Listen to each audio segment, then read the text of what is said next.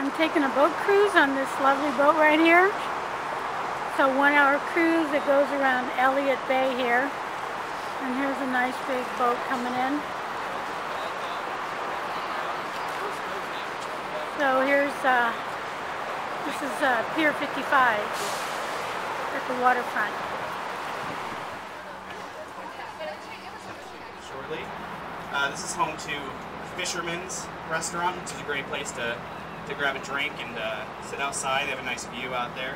It's also home to the Crab Pot Restaurant, which was recently featured on a show Man vs. Food. It's really more of a research facility, so they kind of study these animals. They have a large otter breeding program, one of the largest in the country. They have a couple pretty cool things in there. Hotel. The Edgewater Hotel was built in 1962, and when it was first built, the reason it was built was that at the time there was a World Trade Fair going on in Seattle. She firmly believed in civic activities and also in kind of beautifying the city. Her whole philosophy in their off-season will kind of park their boats over here, kind of dock up here. A lot of factory trawlers and other large fishing vessels like this. The factory trawlers are pretty cool. They actually have an entire processing factory on the ship itself, so they'll have 26, 30 workers on there. That's Bainbridge off to our right. Just behind there, you can see where all those clouds are. We're not seeing a lot of mountains over there, but there are some big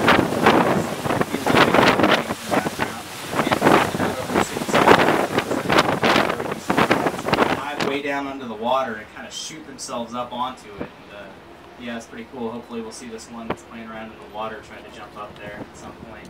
We'll get a bunch of them on there. There'll be 10, 15 large, and it's the 4th largest man-made island in the entire world. The first largest is in Dubai, and the next 2 largest are in Kobe, Japan. So this is the largest in North America for sure, which is pretty cool. Most of the stuff that's down here is industry. We saw Todd Shipyards over there. There's Rainier Petroleum, which has marine grade diesel, which is just a really hard gas. Basically, this is Port of Seattle over here. It's Terminal 18, and this has a lot of containers. These containers are full of various ingredients to the salt water here, and that's actually creates what they call a brackish water. And this brackish water is really good for salmon to come in. Salmon, what they do is they're a pretty strange fish. They live out in the ocean. They live most of their lives up in Alaska.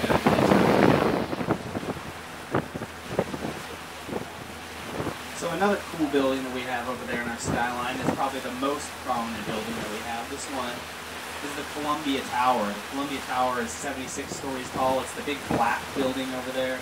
The tallest building in the skyline, obviously.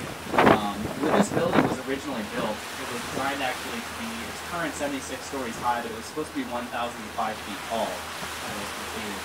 What happened was the city of Seattle actually has a USS Mellon. What the purpose of that ship is the Coast Guard cutter.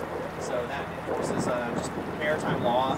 Basically, they'll track down drug shipments and stuff like that, chase down drug runners. Their top speed is a secret. They actually don't let you know what it is. They got a large cannon up there on the front that you can see.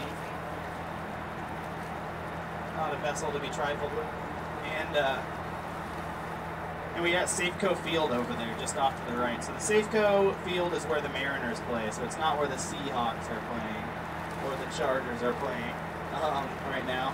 But Safeco Field is just home to the Mariners. And the Mariners are the only ones that play on that field. At the time it was built, it was actually the most expensive single-use stadium out there. If you guys haven't been to a Mariners game, whether or not you like our team, you should definitely go like the stadium because it's pretty awesome.